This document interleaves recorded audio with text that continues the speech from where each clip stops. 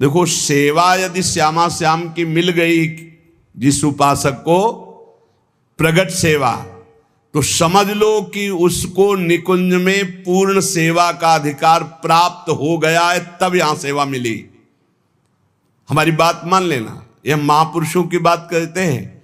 श्यामा श्याम की सेवा में रुचि हो ही नहीं सकती यदि श्यामा श्याम ने स्वीकार ना किया हो।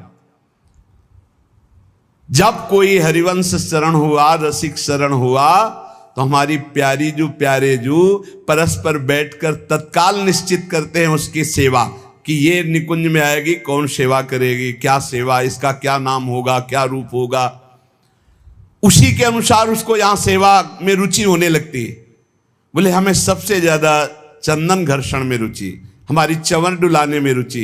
ये श्यामा श्याम आपको चाह रहे हैं कि आप चंवर डुलाएं, श्यामा श्याम आपको चाह रहे हैं कि आप गाएं, श्यामा श्याम चाह रहे हैं कि आप द्वार पर खड़े रहें। ये सब सेवाएं श्यामा श्याम चाह रहे हैं और निश्चित किया तब आपको सेवा मिली, मान लीजिए।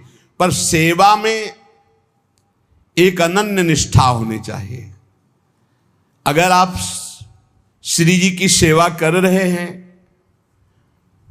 और आपके पास कोई प्रिय मिलने वाला आया है, तो आपके नेत्र नहीं जाने चाहिए। सेवा से हटकर नेत्र गए, इसका मतलब अभी सेवा में प्रीता नहीं। गुरुजन आ जाए तो श्री जी को विराजमान करके खड़े हो गए, वो इतना धैर्य रख ही नहीं सकते, तुरंत आपसे कहेंगे आप सेवा में लगिए, क्योंकि वो जानते हैं सेवा का महत्व। और अन्य कोई प्रियजन आया है या कोई बहुत से बड़ा लाभ का विषय है या बहुत से बड़े हानि का विषय है, सेवा से आंख नहीं हटानी चाहिए। इतना महत्व सेवा में देना चाहिए कि जिस समय हम सेवा में हैं उस समय फिर न किसी की सुननी है, ना अपनी बोलनी है, ना हमें नेत्र देने हैं और ना हमें सेवा रोकनी है, चाहे कुछ भी हो जाए। अब ये निष्ठा पकड़ लो तो अभी माया पर विजय प्राप्त कर लोगे। बड़े महापुरुषों ने सेवा सुख के लिए अपने सर्वस्व का समर्पण कर दिया। श्री आस्करण जी महाराज नाम के महाभागवत हुए हैं, जो अपने लोग नाम कीर्तन करते हैं श्रृंगार आरती के बाद। हाँ, आस्करण मधुकर जयमल नृप हरिदास जन दासा, ऐसा आता है। तो आस्करण जी के इष्ट श्री राधा मोहन जो थे, इन्होंने विचार किया कि राजकाज में हर क्षण कोई न कोई जब सेवा में बैठते तो राजा, तो आप ये सलाह, ये सेवा, ये सब बंद कर देना चाहिए। जिस समय हम श्री जी की सेवा में है उस समय अन्य कोई वार्ता नहीं, अन्य कोई नहीं, बस उन्हीं के रूप गुण का चर्चा करते हुए। अगर हम सेवा में हैं तो उनका चर्चा का तात्पर्य है पद गुनगुनाते, जिस समय की जो हम सेवा कर रहे हैं उस समय के पद गुनगुनाते हुए या उनकी रूप माधुरी में चित्त लगाए हुए सेवा में। इससे बड़ी कोई बात नहीं। यदि सेवा मिल गई श्री जी की तो आप ये समझ लीजिए कि आप श्री जी के पास जाने का पास मिल गया आपको। बड़े बड़े महापुरुषों ने कहा भजन करना, साधना करना, ये सब हो सकता है, लेकिन प्रभु की सेवा में अनुराग, गुरु की सेवा में अनुराग, संत सेवा में अनुराग, समाज सेवा में भगवत भाव से अनुराग, ये बहुत कठिन बात है। ऊर्ध्वबाहु विरोमेश न कश्चित शृणोति में धर्मादर्थश्च कामश्च किम धर्मम न सेव्यते। भगवान श्री कृष्ण द्वैपायन व्यास देव जी कहते, मैं दोनों हाथ उठाकर कहता हूं, मेरी बात सुन लो, मान लो। सेवा से सब प्रकार की संपत्ति प्राप्त हो जाती है, जो चाहिए आपको, लौकिक पारलौकिक। हाथ उठा के कहता हूं, मेरी बात मान लो। भगवान व्यास देव जी कहते हैं जो सेवा धर्म है, भगवत सेवा, समाज सेवा भगवत भाव से की हुई सेवा, शब्द निष्काम होता है, जहां कोई कामना नहीं की जाती और प्रीत्यर्थ, जिसकी सेवा करें उसको सुख पहुंचाने का भाव, तभी सेवा शब्द सार्थक होता है। कोई भी ऐसी कामना नहीं जो सेवा से पूर्ण ना हो जाए। जो सेवा धर्म का आचरण करता है उसके संपूर्ण जीवन में आनंद ही आनंद, सुख ही सुख रहता है। और लोग कहते हैं धर्मात्मा को दुख मिलता है। तुम क्या जानो, तुम बाहरी बात देखकर कहते हो दुख मिलता है। हृदय आनंद में वो डूबता है जो किसी भी वैभव में, किसी भी सुख में, किसी भी अनुकूलता में नहीं होता। अभी आपने सेवा धर्म को स्वीकार नहीं किया। सच्ची कहते हैं, सेवा में जब ये शरीर जाता था तब भी किडनी फेल थी, 20 वर्ष से फेल है। कभी गुरु कृपा से एक दिन का भी चूक नहीं हुई और कभी जानने नहीं दिया कि शरीर में कष्ट है। 7 बजे से लेके कभी कभी 11 बजे तक सेवा का सौभाग्य मिलता, बिल्कुल कभी नहीं जानने दिया। बड़ी से बड़ी सेवा की जो आज्ञा हुई तो वही गुरु बल सब कार्य कराता था। कहीं सेवा में कभी ऐसा में नहीं, जब सेवा के बाद आए तो भले लेट गए, फिर सामर्थ्य नहीं रही भिक्षा भी मांगने की, पर जब सेवा में गए तो एक अपार सामर्थ्य गुरु कृपा से आ जाती थी। सेवा में एक अद्भुत सामर्थ्य है। समस्त कामनाओं के बीज, वासनाओं का नाश करने की सामर्थ्य भगवत सेवा में है। श्री आस्करन जी ने अपनी सेवा को सुरक्षित रखने के लिए, ये नरवरगढ़ के राजा है। राजा को बहुत से कार्य होते हैं, पता नहीं किस समय कौन सी राजकीय व्यवस्था के लिए आवश्यकता पड़ जाए, तो ठाकुर सेवा में एकाग्रता की बहुत आवश्यकता होती है। पत्रावली तो सिर्फ पत्रावली पे ध्यान है, इधर उधर नहीं तो पत्रावली बिगड़ जाएगी, वो पत्रावली मानी नहीं जाएगी आपकी। भोग लगा रहे हैं तो सिर्फ एक एक कवल पे ध्यान है आपका। बैठे हैं, प्यारे जू कैसे पा रहे हैं, हित सजनी जू कैसे पवा रहे हैं, प्यारे जू कौन सी पदार्थ की तरफ देख रहे हैं, लाडली जू कौन से पदार्थ की तरफ देख, पूरी भावना में उसे डूब। श्रृंगार तो श्रृंगार कर रहे हैं, स्नान तो स्नान, मतलब सेवा में पूरी तन्मयता आवश्यकता है। अगर तन्मयता नहीं तो फिर बिगड़ जाएगा। तो नरवरपुर ताको राजा नरवर जानो, मोहन जू धरिए सेवा नी के करी है। घरी 10 मंदिर में रहे चौकी द्वार, पावत न जान को ऐसी मति हरी है। पर्यो को काम आए अब ही लिवाए ल्याओ, काहे पृथ्वीपति लोग कान में न धरी है।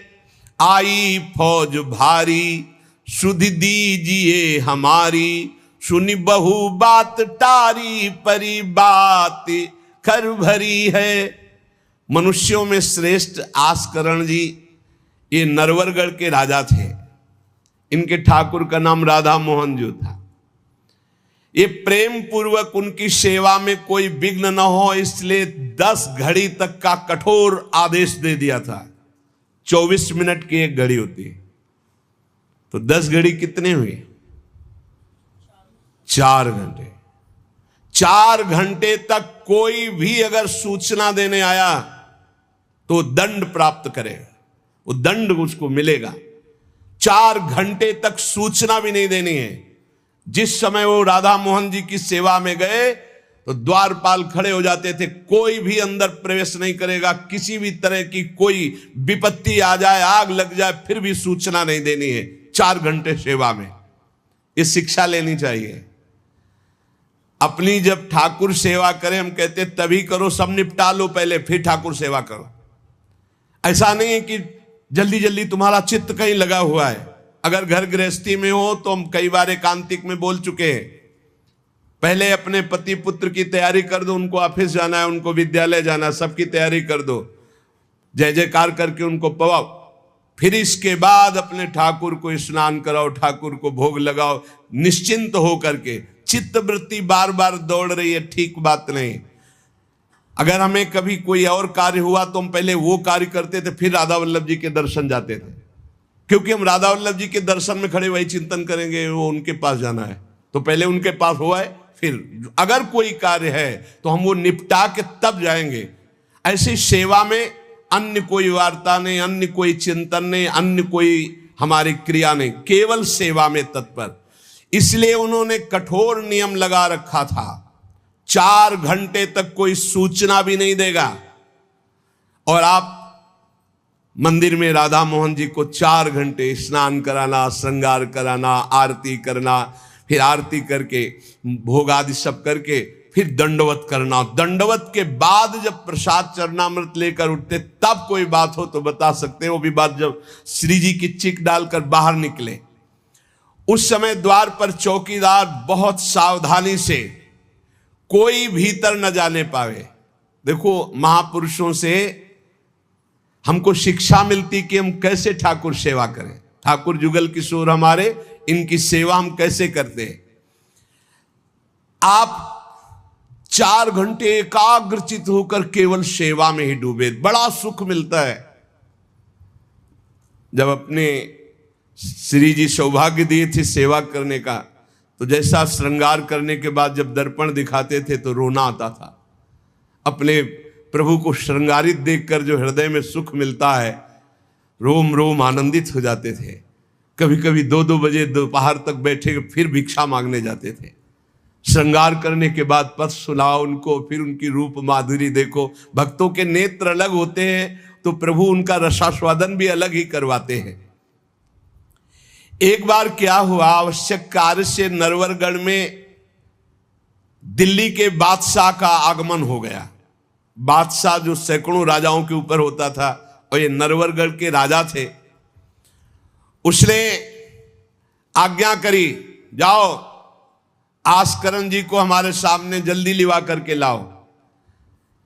और आस्करण जी का नियम था, राधा मोहन जी के मंदिर में गए तो सख्त आदेश, कोई सूचना नहीं पहुंचाएगा। सब आस्करण जी के जो रक्षक थे उन्होंने मना कर दिया, नहीं महाराज, ये आपकी सूचना भी नहीं पहुंच सकती, 4 घंटे आ ही नहीं सकते आस्करण जी। उसको बहुत क्रोध आया, बादशाह हो, मैं आदेश कर रहा हूं, एक छोटे राजा के सेवक हमें जवाब दे रहे। बादशाह ने आज्ञा का उल्लंघन, इससे बड़ा क्रोध हुआ और उसने बड़ी सेना बुलवा ली और सेनापति को आदेश किया कि जाओ बोल दो, नगर का नाश करवाना चाहते हो या हमारी आज्ञा का पालन करना चाहते हो। तुरंत आस्करण को भेजो, अन्यथा पूरी सेना बलात् नगर को नष्ट कर देगी और जबरदस्ती आस्करण को बंदी बना लिया जाएगा। बादशाह का आदेश, देखो परीक्षा होती।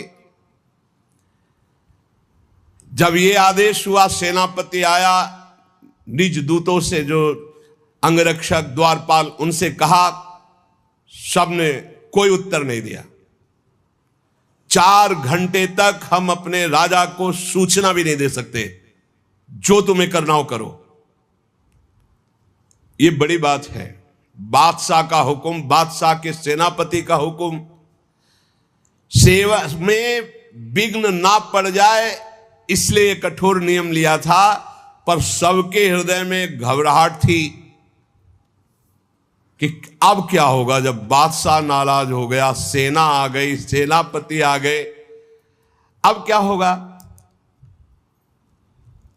सेनापति ने बादशाह से कहा कि अब क्या हुक्म है, वहां से मना हो गया है, आपकी आज्ञा का उल्लंघन, हमारी आज्ञा का उल्लंघन, हमारा भय दिखाना सब व्यर्थ चला गया।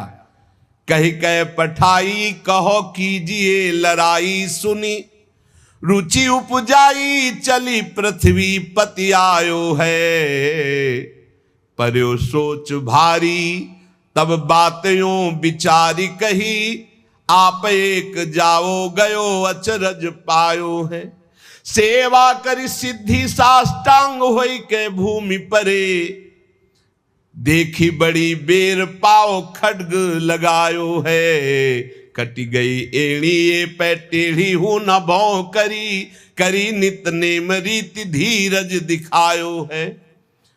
बादशाह ये बड़ा आश्चर्य हुआ कि ये आस्करण जी के पास सूचना ही नहीं पहुंचाई जा रही और हमारे भय का इसके ऊपर कोई असर नहीं। पर आस्करण जी बहुत साधु प्रकृति के हैं, बड़े प्रियजन हैं, आक्रमण करना तो उचित नहीं, मैं स्वयं जाकर के देखूं क्या बात है। राजा थोड़ा भाव से युक्त हुआ, नहीं तो रजोगुण में फिर ऐसा भाव कहां होता है। पर आस्करण जी की भक्ति का प्रभाव कि उसके ये देखो चल के आखिरकार है क्या। बादशाह स्वयं आया। राज कर्मचारी अब विचार में पड़ गए कि बादशाह को कैसे रोका जा सकता है। सब जितने उनके अंगरक्षक सबको रोक दिया। ये बड़ी बात है, यह है भगवान की आराधना का बल। नहीं, बादशाह को कौन रोक सकता है। एक छोटे राजा ये है, उनके सैनिकों ने, द्वारपालों ने रोक दिया और बादशाह से कहा राज आज्ञा का उल्लंघन हम नहीं कर सकते, नाम सूचना दे सकते हैं और ना किसी और को अंदर जाने दे सकते हैं, किसी और को अंदर नहीं जाने दे, तो हम जा सकते हैं। बोले हां, आप बादशाह हैं, आप जा सकते हैं, लेकिन आपके साथ कोई नहीं। बादशाह राजी हो गया। देखे आखिरकार अंदर क्या है। वहां जाके देखा तो आस्करण जी की सेवा हो चुकी थी संपूर्ण। अब वो दंडवत कर रहे थे। कई बार हमने प्रार्थना की है उपासकों से कि 11 दंडवत, 21 दंडवत, 51 दंडवत, 108 दंडवत, जितनी सामर्थ्य हो नियम ले लो, रोज करो। 4 परिक्रमा करो श्री जी की और 11, 21, 51, 108 दंडवत करो। जो स्त्री शरीर के साधक हैं वो पंचांग दंडवत करें। पंचांग किया, खड़े हो गए, हाथ जोड़ा, मंत्र जपा, फिर पंचांग किया, फिर खड़े हो गए।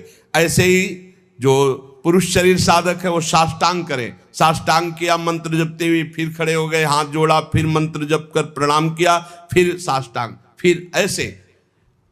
हमें लगता है कि होती होगी दंडवत, करते होंगे, क्योंकि ये नियम तो बहुत पहले से दिया और ये करना ही चाहिए।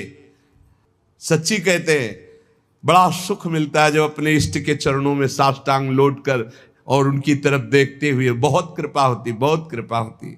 यावत स्वस्थमिदम कलेवरम यावत च दूरे जरा, जब तक ये शरीर स्वस्थ है, बुढ़ापा दूर है, आनंद लूट लो भाई। ये कमाने का समय, गंवाने का नहीं है।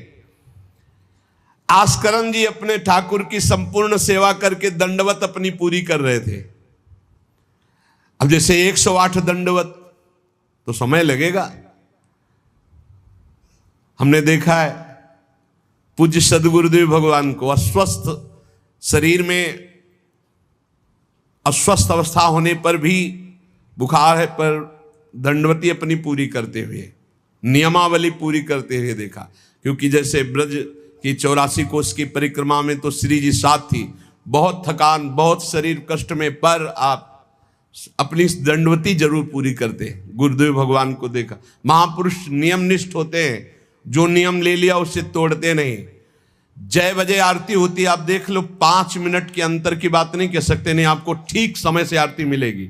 जय बजे वो टहलने के लिए वही उनका समय होगा। महापुरुषों की पहचान होती है, उनकी एक रस दिनचर्या चलती, उनकी दिनचर्या में फर्क नहीं पड़ेगा। शरीर में भले फर्क पड़ा हो, चाहे बुखार हो, चाहे जुकाम हो, चाहे जो भी पीड़ा हो, दिनचर्या में फर्क नहीं पड़ सकता। ये महापुरुषों की पहचान होती है। आस्करण जी साष्टांग लेट करके दंडवत कर रहे थे। अब को बादशाह जाएगा तो बादशाह कोई साधारण तो है नहीं, उसकी बाजूबंद, उसके सब झनन भनन आवाज तो होती है, पता भी चलता है कि कोई आ गया। मुड़ करके भी नहीं देखा बादशाह की तरफ, बस बार बार साष्टांग दंडवत, खड़ा खड़ा देखता रहा। 108 दंडवत 2-4 हो तो बड़ी देर हो गई, ना बादशाह से बात, न सलाम, न कोई, बस वो अपनी साष्टांग दंड। ये होना चाहिए। आप श्रृंगार कर रहे हैं तो श्रृंगार में ही दृष्टि होनी चाहिए। दंडवत कर रहे हैं तो किसी की तरफ नहीं, सिर्फ दंडवत के सामने। प्रिया प्रीतम है, हम बार बार दंडवत कर रहे हैं। ये उपासकों की एक एकाग्रता होती है।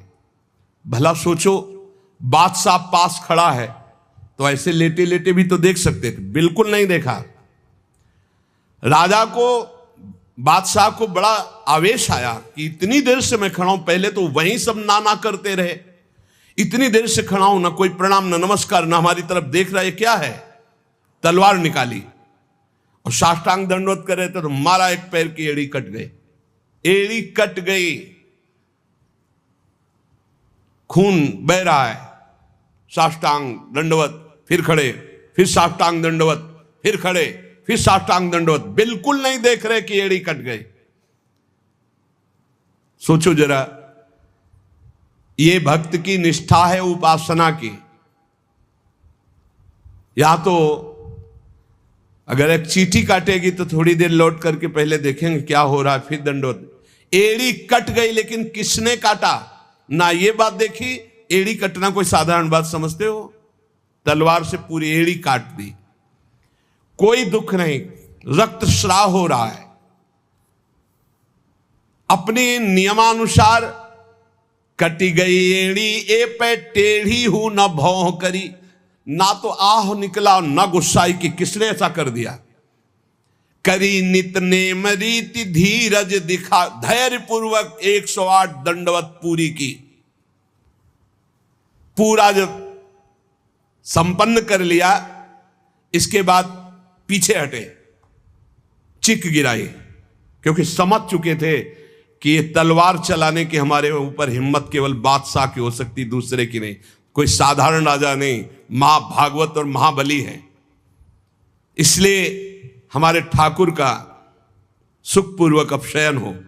चिक डाली, उठ चिक डारी तब पाछे सो निहारी, कियो मुजरा बिचारी बादशाह तिरिझे हैं।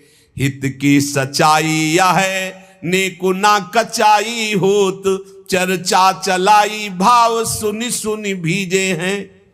बीते दिन को नृप भक्त सो समायो, पृथ्वीपति दुख पायो सुनी भोग हरि छीजे हैं। करे विप्र सेवा तिने गांव लिख न्यारे दिए, वाके प्राण प्यारे लाड़ करो कही धीजे हैं। आस्करण जी ने जब चिक डालकर पीछे मुड़कर देखा तो बादशाह तो शिष्टाचार के अनुसार जोहार किया। राजा की भगवत सेवा, नियम निष्ठा, ये देखकर बादशाह बहुत प्रसन्न हुआ और कहा, मैंने आज देखा ईश्वर के प्रेम की सच्चाई को। तुम्हारे में थोड़ा भी बनावटीपना नहीं, थोड़ी भी शिथिलता नहीं, तुम अपनी निष्ठा के धैर्यवान वीर हो। बादशाह ने आस्करण जी से भगवत प्रेम संबंधी कुछ चर्चाएं की और विचार अपने प्रकट किए कि आज मैं बहुत खुश और सौभाग्यशाली हूं कि तुम्हारे जैसा राजा मेरा जन है। बड़ा हृदय रस में डूब गया बादशाह का। ये है देखो सच्चाई भक्ति की। नहीं, बादशाह के हुक्म को टाल देना, सेनापति की आज्ञा का उल्लंघन कर देना, बादशाह आया है साष्टांग दंडवत, कोई उसका आदर ना करना, ये सब भारी अपराधों में आता है। नहीं, बादशाह आया और फिर दंडवत हो सके, नहीं, पहले उससे बातचीत होगी, बाद में दंडवत होगी। नए अपनी निष्ठा के आगे नहीं। एड़ी काट दी गई फिर भी नहीं रुके। अब आस्करण जी सदैव अपने भगवत निष्ठा, भगवत सेवा में मगन रहते। राजा बहुत प्रसन्न होकर के कहा कि अब जिस कार्य के लिए हम आए थे अब उस कार्य की जरूरत नहीं है, और अपनी जेब से अपनी रुमाल निकाल कर अपने हाथों से उनके चरणों की एड़ी में बांधा और कहा, तुरंत चलिए राजवैद्य के द्वारा इसे, और आज से हमारी तरफ से आपके ठाकुर की सेवा सुख संविधान चलेंगे। हम विशेष विशेष प्रकार की आपकी ठाकुर सेवा में सहयोग करें। आस्करण जी ने कहा, भगवत कृपा है, सब भगवत कृपा है, सेवा यथार्थ रूप से चल रही है। नियम की सच्चाई और हृदय में कोई छल कपट नहीं, रोष नहीं, ये भगवान के भक्त में विशेष लक्षण होते हैं। भगवान के भक्त में छल कपट नहीं और अपराध करने वाले पर भी रोष नहीं। उमा संत कई यही बड़ाई, मंद करत जो करे भलाई। अगर सच्ची आराधना, सच्चा प्रेम, तो सबको बदलना पड़ेगा। बादशाह का भाव बदल गया, जो आवेश में था, क्रोध में था। सच्चाई से अगर थोड़ी भी ठाकुर सेवा की जाए तो माया पर विजय प्राप्त की जा सकती है। साधो भाई भजन किया सोई जीता, जो सच्चाई से भजन किया, सच्चाई से सेवा की, वही इस माया पर विजय प्राप्त किया। एक बार राजा आस्करन जी के शरीर में बहुत जोर का बुखार आ गया। ऐसा बुखार कि न उठने की हिम्मत, न शरीर की शुद्धि, और नियम की निष्ठा थी ही। अब भारी कष्ट, एक तो शरीर उठने लायक नहीं, भारी बुखार, और दूसरा सेवा। अब वो इस बात के चिंतित थे कि सेवा कैसे होगी। तो ठाकुर जी ने स्वप्न में अपने किसी निज जन पंडा से कहा, इनको किसी औषधि की जरूरत नहीं, मेरा चरणामृत पिला दो, स्वस्थ हो जाएंगे, सेवा में आ जाएंगे। वो गए और उनका ठाकुर जी ने स्वप्न में आकर के कहा है कि आप ठाकुर जी का चरणामृत पी लीजिए, आप स्वस्थ हो जाएंगे। वैसे तो चरणामृत रोज ही लेते थे, सेवा में जाने के पहले ठाकुर जी का चरणामृत जो पूर्व का था पिया, तत्काल सब खत्म हो सेवा में। बहुत बड़ी सामर्थ्य है निष्ठा में, बहुत बड़ी सामर्थ्य है ठाकुर जी के चरणामृत में। विश्वास करो, जो रोज चरणामृत पीता है अकाल मृत्यु नहीं हो सकती। अकाल मृत्यु हरणम सर्वव्याधि विनाशनम, कोई भी रोग परास्त नहीं कर सकता। आप रोज चरणामृत पिए। अरे भाई, आप अगर राधा नाम विराजमान किए, स्नान कराते तो रोज श्री लाडली लाल का चरणामृत है। रामे लाडली जो धामे लाल जो विराजमान है, प्रिया प्रीतम राधा नाम में विराजमान है। आप अगर सेवा नहीं विराजमान किए हुए हो तो विराजमान कर लो, जीवन काहे व्यर्थ करोगे। लेकिन जब तक सेवा ना विराजमान करो तो चले जाओ बिहारी जो, राधा वल्लभ जो, राधा रमन जो, राधा दो, कहीं भी मांगो चरणामृत मिल जाएगा। और रोज उसी में जल मिला करके रोज एक ढक्कन रोज चरणामृत, अकाल मृत्यु हरणम सर्वव्याधि विनाशनम श्री कृष्ण पादोदकम पीत्वा पुनर्जन्म न विद्यते। जो रोज चरणामृत पीता है उसका पुनर्जन्म नहीं होगा। बड़ा से बड़ा रोग आएगा लेकिन उसको पीड़ा नहीं पहुंचा पाएगा, अकाल मृत्यु नहीं होगी। तो स्वप्न में ठाकुर जी ने कहा चरणामृत दे दो, सब सामर्थ्य आ जाएगी। एक बार राजा ने द्वेषवश सेना लेकर, किसी दूसरे राजा ने आपके ऊपर चढ़ाई कर दी, तो आपने व्यर्थ की खून खराबी ना हो, ललकार सुनकर भी आप सेना सहित संग्राम भूमि में ये विचार किया कि युद्ध करने से बहुत लोगों का नाश होता है। इसलिए अपने सब महारथियों को बुलाया और कहा नाम कीर्तन करो। जहां युद्ध के लिए ललकार हो रही वहां नाम कीर्तन शुरू कर दिया। नाम कीर्तन इतनी जोर का कि आनंद में सब झूम रहे। और उधर एक बादल की ऐसी टुकड़ी आई कि इतने ओले बरसे कि जो विपक्षी सेना थी, मैं राजा और विपक्षी सेना सब भाग गए और ये अपनी तरफ कीर्तन ही करते रहे, लड़ना ही नहीं पड़ा। भाव ये है कि जो भगवान में चित्त जोड़ता है, भगवान नाम कीर्तन करता है, भगवत सेवा परायण रहता है, सारे विघ्नों का निवारण स्वयं भगवान करते हैं। एक बड़ा सुंदर प्रसंग श्री जयमल जी का आता है। जयमल जी भी नियमनिष्ठ महापुरुष, ये भगवान श्री श्यामा श्याम के अनन्य उपासक थे। हरिवंश महाप्रभु के निज जनों में इनका भी नाम आता है, जयमल जी का। इनके हृदय में जैसे आस्करन जी की निष्ठा थी, उस वैसी निष्ठा थी सेवा की। इन्होंने भी 10 घड़ी तक किसी भी तरह की कोई सूचना, किसी भी तरह का कोई कार्य हमसे नहीं बताया जाएगा। और इन्होंने तो स्पष्ट आदेश कर दिया। तो वहां तो आदेश था केवल आस्करन जी का, यहां आदेश था जो बताने आएगा उसकी गर्दन उतार लेंगे। यहां तो और कठोर था। जयमल सिंह जी, वैसे इनका पहले निवास मेड़ते में था और ये बड़े अनुरागी प्रिया प्रीतम के, इनको प्रिया प्रीतम की सेवा में थोड़ा भी विघ्न बर्दाश्त नहीं था। ये नियम निष्ठा कि मंदिर में कोई भी जब सेवा में जयमल जी हो आ नहीं सकता, आ गया तो उसकी गर्दन बचेगी नहीं। एक कठोर नियम लगा दिया था निर्विघ्न सेवा के लिए। सेवा में बहुत बल है प्यारे, सेवा में बहुत बल है। आप सेवा को जरूर घर में विराजमान करो प्रिया प्रीतम की ठाकुर जी, लेकिन ये आजकल जैसा बनावटीपन किया जाता है ऐसा मत करो भाई। हर काम वीडियो के लिए नहीं है। छोटी छोटी बातें, आप अपने ठाकुर जी का भोग, ठाकुर जी का स्नान, ये वीडियो के लिए है, ये पैसे के लिए है। अरे कुछ तो ठाकुर जी के लिए और अपने बीच में एकांत रखो। चलो गान बजान है, ठाकुर जी की ऐसी बातें हैं जो आनंद ले, सब वो बात तो ठीक है, लेकिन आप स्नान करा रहे हो, आप ठाकुर जी को भोग लगा रहे हो, आप ठाकुर जी की ये बातें तो गुप्त रखो। ये अपने और ठाकुर के प्यार की विषय की बातें तो गुप्त रखो।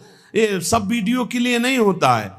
कुछ मंगल जगत का हो सके, कैसे अष्टयाम सेवा करते हैं वो बातें तो ठीक है, लेकिन आप लोग अपने घरों में जो ठाकुर विराजमान के सब बातें वीडियो में मत। अब आजकल हर उद्देश्य वीडियो का होता जा रहा है।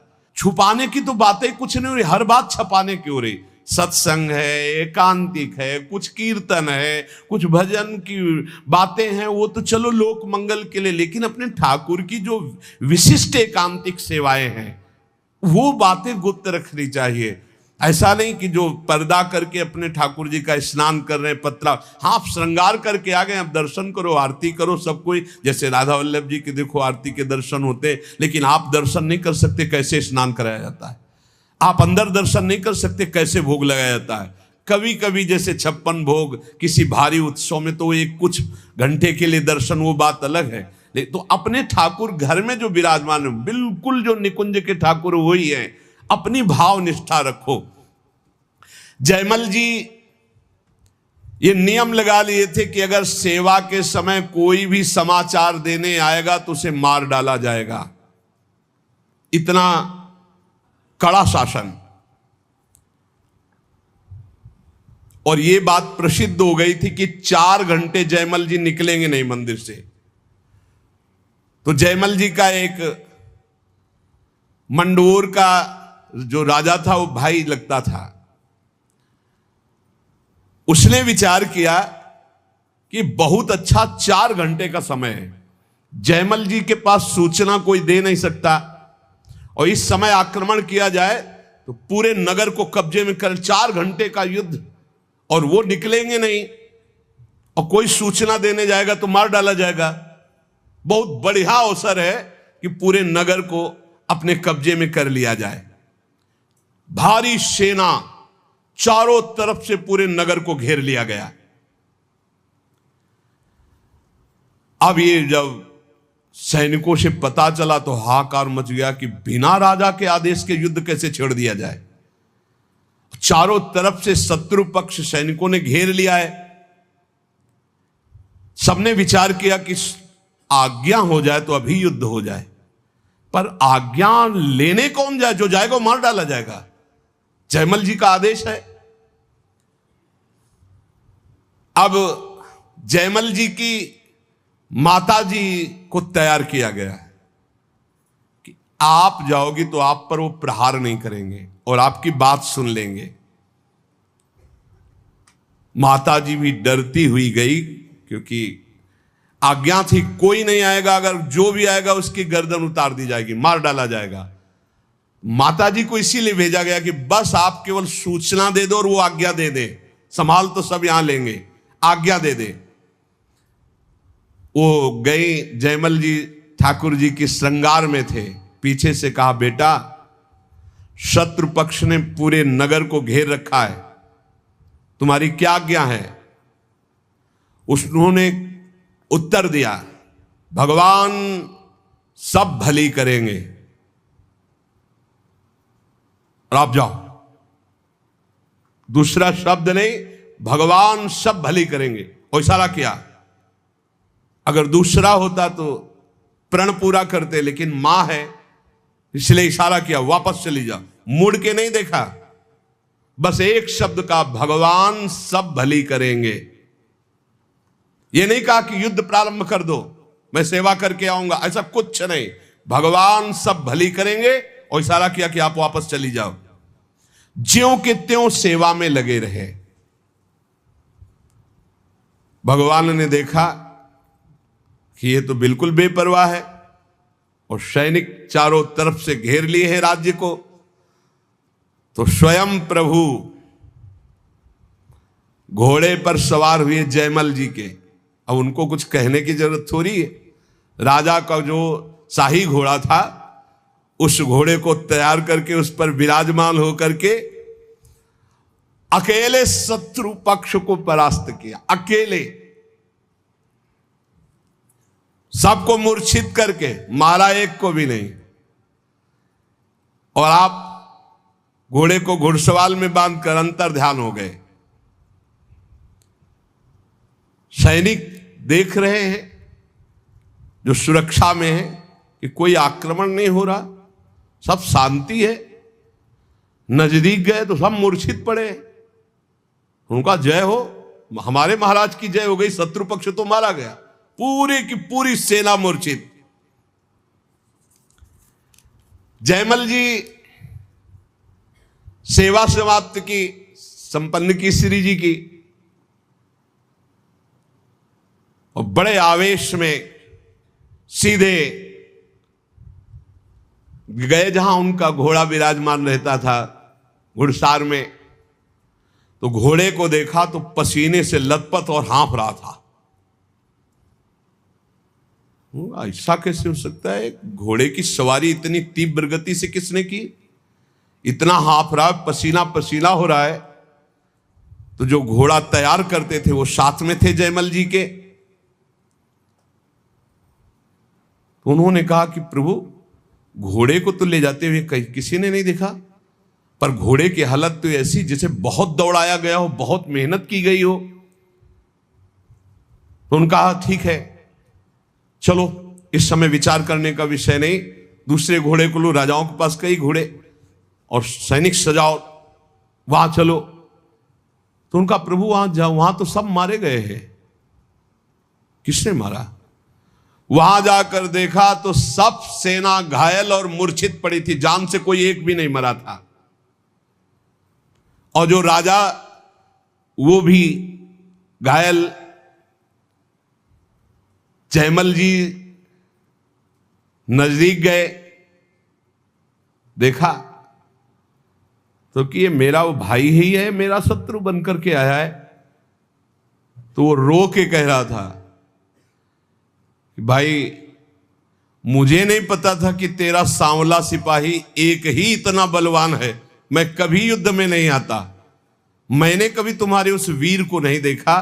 वो सांवला सिपाही कौन था जिसने अकेले मेरी सारी सेना को मूर्छित कर दिया और मुझे बाण से तो घायल किया और नेत्रों से ज्यादा घायल कर दिया? एक बार तुम दिखा दो अपने उस सांवले सिपाही को, मेरा हृदय तड़प रहा है उसके लिए। उसकी वो सुंदर चितवन, उसकी मुस्कान ने मेरा मन हरण कर लिया। शत्रु पक्ष के ये है ही ऐसे। जब सूप नखा की नाक कान भगवान ने लक्ष्मण जी के द्वारा, वो जब गई खरदूषण के समीप, भारी बलवान ये असुर, भारी सेना सजाई, अभी चलते हैं। जब वहां गए तो राम जी का रूप जब देखा तो कह रहे हैं, यद्यपि भगनी कीन कुरूपा, यद्यपि तुमने अपराध किया, हमारी बहन को कुरूप बना दिया, लेकिन बध लायक नहीं, तुम मारने लायक नहीं, बहुत सुंदर हो। राक्षस लोग कह रहे हैं। इतने सुंदर प्रभु और मुस्कुराहट प्रभु के देख के कह रहे कि यद्यपि तुमने अपराध किया है, मेरी बहन को ऐसा कुरूप कर दिया, पर तुम मारने लायक नहीं, दर्शन करने लायक हो। सुनो, हम तुम्हारा कुछ भी नहीं करेंगे। सुनते तुम्हारी पत्नी बहुत सुंदर, दे दो, बदला हो जाएगा और तुम जाओ।